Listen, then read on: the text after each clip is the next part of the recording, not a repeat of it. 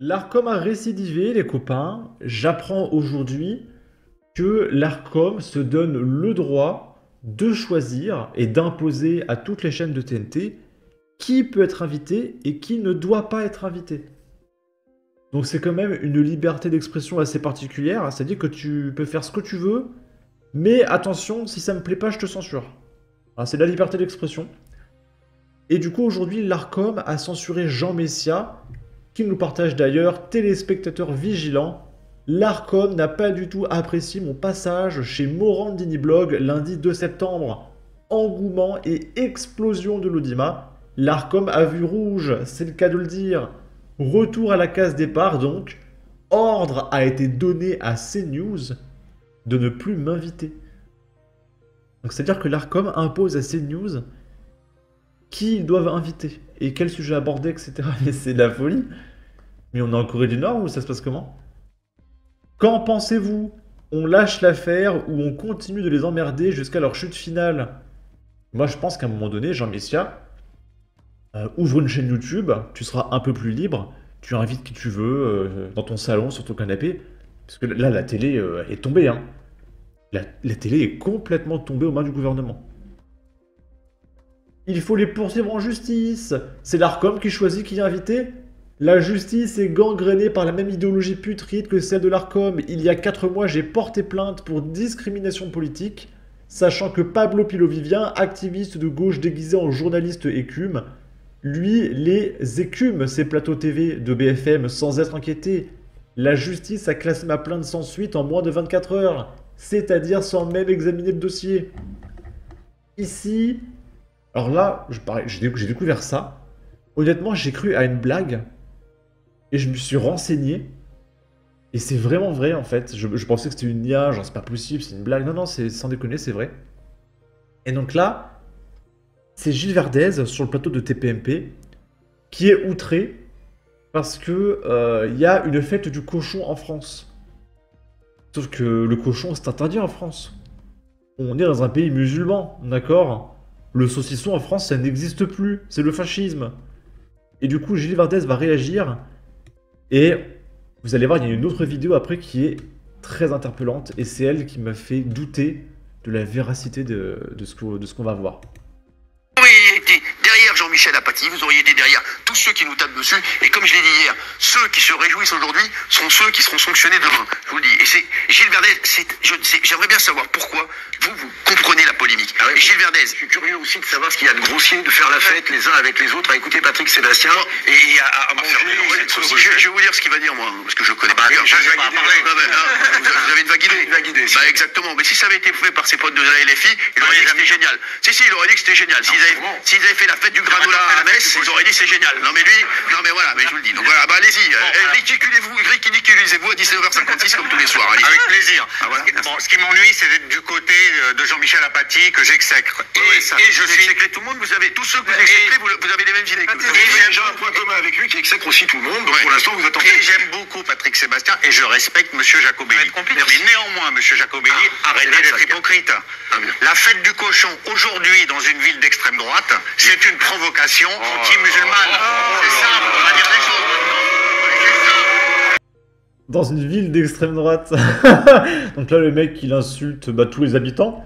Parce que quand tu votes RN, tu dépasses d'un facho d'extrême droite, donc c'est de la diffamation. Et ceux qui n'ont pas voté pour le RN ne sont pas d'extrême droite. Donc il insulte toute une ville, ok.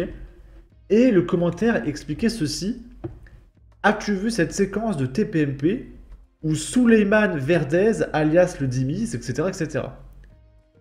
Et je me suis renseigné sur ce Souleymane et je suis tombé sur une vidéo de Gilles Verdez qui se faisait interpeller par ce même monsieur en bas à gauche là. Et il disait Gilles Verdez, écoutez-moi bien Gilles Verdez. Et Gilles Verdez il dit ne m'appelez pas comme ça. Et puis Cyril il dit oui il s'appelle Souleymane maintenant, dites Souleymane. Et il dit excusez-moi Souleymane Verdez. Et je me dis mais d'où ça vient Souleymane? Et en fait je me suis renseigné, sans déconner c'est pas une blague. Gilles Verdez a changé de prénom. Et donc Gilles Verdez n'existe plus. Il s'agit bien maintenant de Souleymane Verdez. Donc là, si vous voulez, on est arrivé dans un niveau de gauchisme qui m'avait même pas traversé l'esprit, tellement c'est lunaire, c'est que carrément, les Français de gauche changent de nom pour des prénoms africains, c'est assez incroyable. Et donc là, c'est un extrait de Touche pas à mon poste, je vais mettre un filtre encore une fois, où Cyril va expliquer qu'il ne faut plus l'appeler Gilles Verdez, parce qu'il s'est marié avec sa femme, qui s'appelle Fatou, et au terme du mariage, il a changé de prénom, et maintenant il s'appelle Souleymane Verdez, c'est absolument pas une blague. Et il y a un énorme scoop. Marié. Ouais.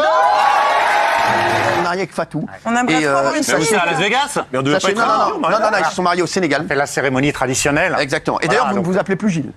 Il faut pas que je le dise. Vous pouvez le dire si vous voulez, mais j'ai un autre prénom. Ça s'appelle là-bas. maintenant Souleymane. Ouais, là-bas on m'appelle Souleymane. Et la vidéo date d'il y a 2 ans.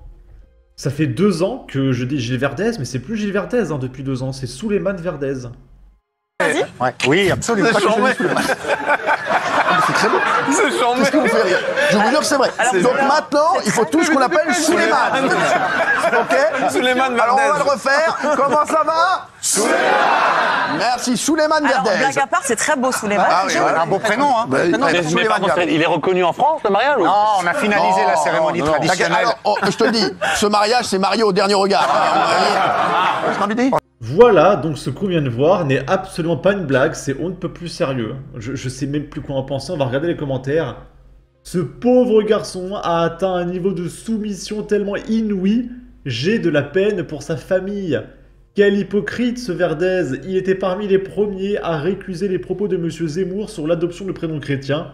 Et voilà que lui s'agenouille devant l'obligation à changer de prénom que prône la religion de sa femme. Là, il ne crie pas au scandale, 2 poids 2 mesures. C'est à cause du gars au Sénégal qui lui a dit « Vous me saoulez, man !» Lol, c'était absolument pas drôle, bref. Et on va finir par un événement qui a eu lieu à Paris. Il y a un Algérien armé d'un cutter qui a été interpellé après avoir menacé de couper le cou, voilà, d'une passante en criant « Allah Akbar ».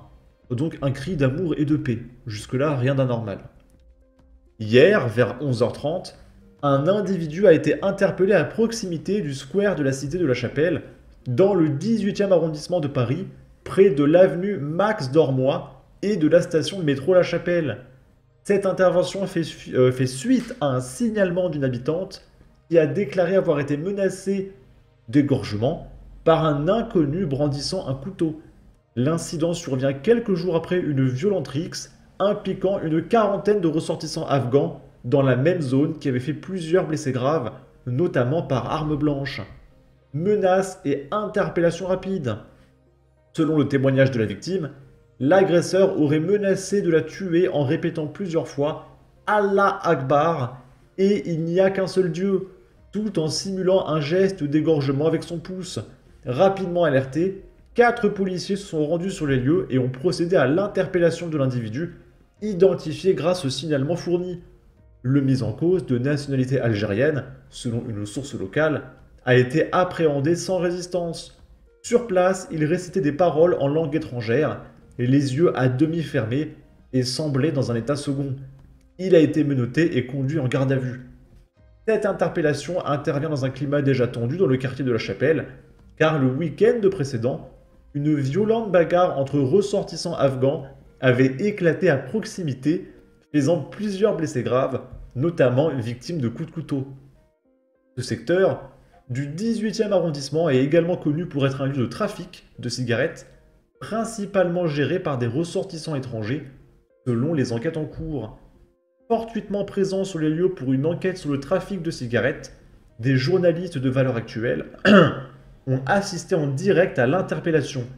Ils ont pu obtenir des détails de l'affaire en écoutant les échanges entre les forces de l'ordre et leur commandement, notamment la description précise des faits rapportés par le major de police. L'enquête se poursuit afin de déterminer les motivations exactes de l'agresseur et son lien éventuel avec d'autres incidents récents dans le quartier. Ok. En tout cas, mis à part ça, tout va bien en France. N'hésitez pas à donner votre avis, votre opinion, à partager, liker, commenter. Ça aidera au référencement de la vidéo sur YouTube. Abonnez-vous, suivez-moi sur Twitter. Prenez soin de vous. Salut!